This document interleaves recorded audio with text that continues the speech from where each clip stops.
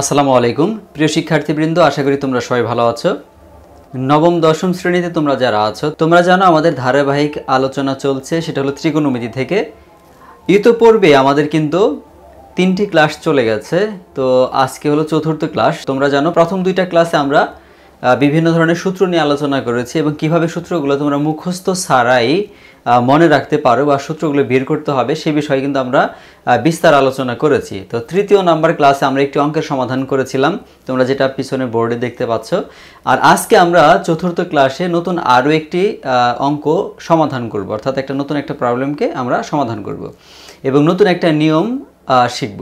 তো চলো আমরা সরাসরি বোর্ডে চলে যাই।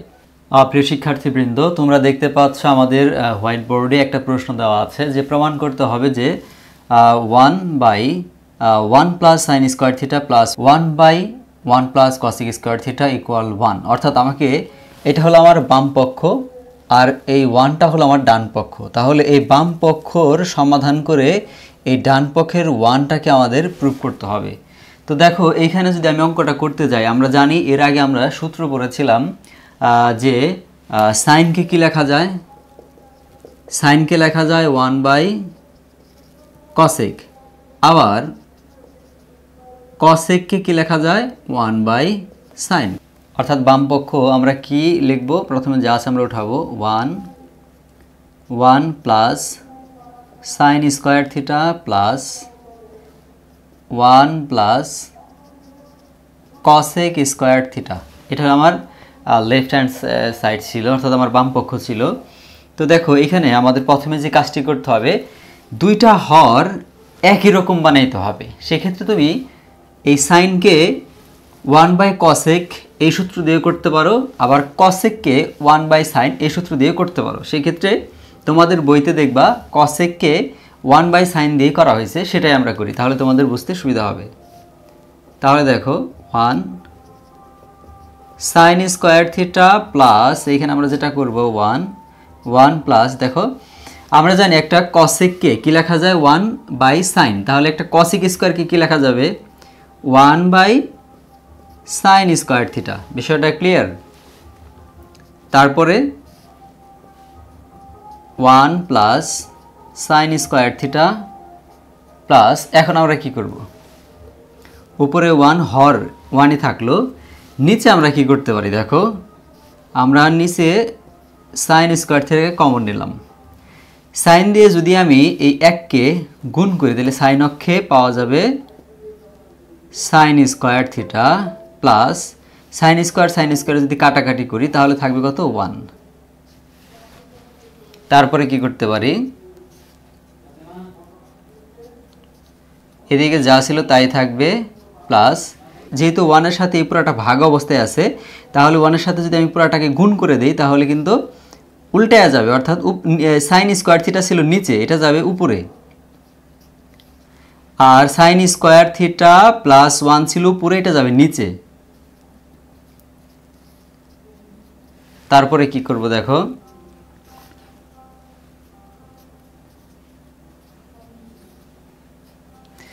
এবার দেখো এখানে একটা বিষয়, 1-এর আগেও প্লাস আছে সাইনের আগেও প্লাস আছে, তাহলে আমি কিন্তু এটার সাথে মিলায়ে লিখি, দেখো 1 প্লাস সাইন স্কোয়ার থিটা, আর সাইন দিয়ে যদি আমি এখানে 1 দিয়ে যদি সাইন স্কোয়ার থিটাকে গুণ করা হয় তাহলে কি পাবো সাইন স্কোয়ার থিটা।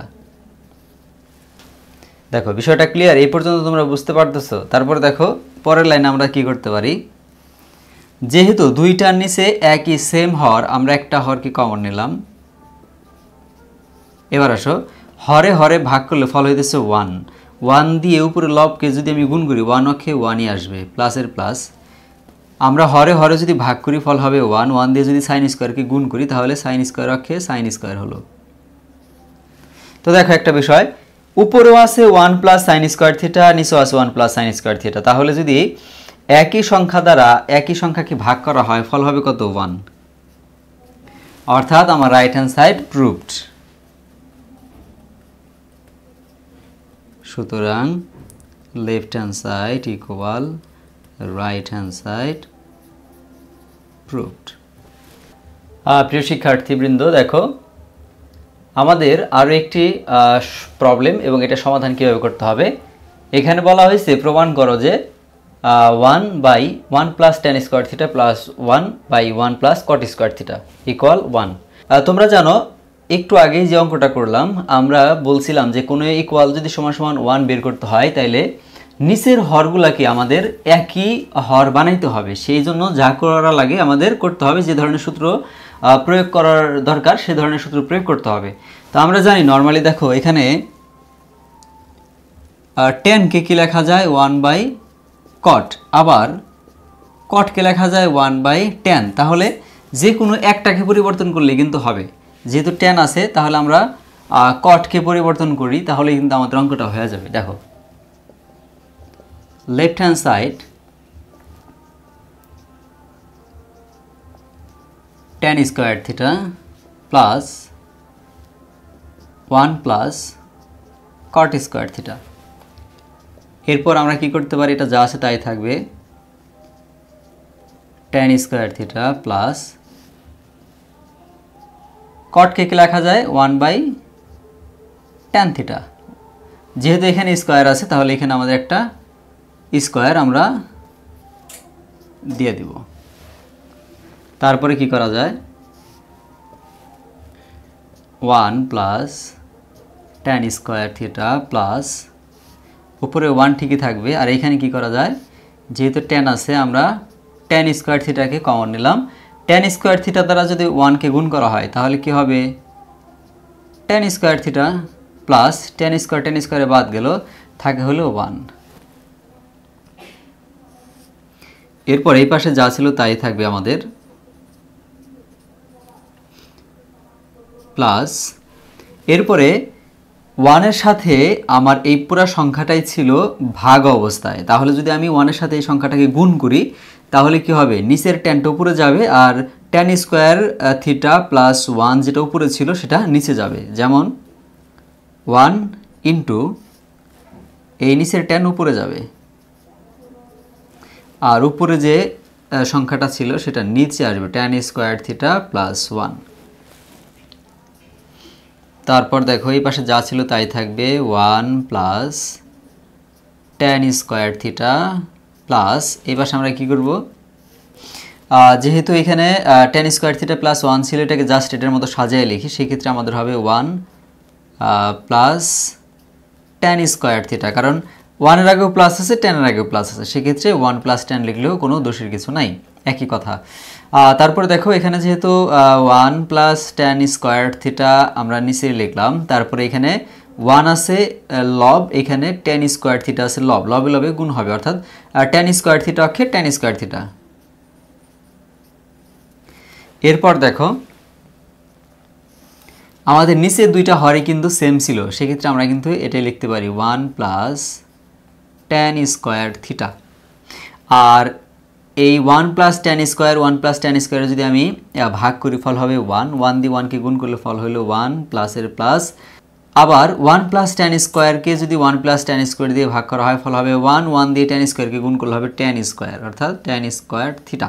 এবার দেখো উপরের হর এবং লব সেম কোয়ালিটির একই হয়েছে, সেক্ষেত্রে একই সংখ্যাকে ভাগ করলে ফল হবে 1, যেটা আমাদের রাইট হ্যান্ড সাইড ছিল। সেক্ষেত্রে আমরা কি করতে পারি, এটা হলো আমাদের রাইট হ্যান্ড সাইড। সুতরাং left hand side equal right hand side proved. প্রিয় শিক্ষার্থীবৃন্দ দেখো এই অঙ্কটা আর এর পূর্বে যে অঙ্কটা করলাম এই অঙ্ক দুটা কিন্তু একেবারেই সেম।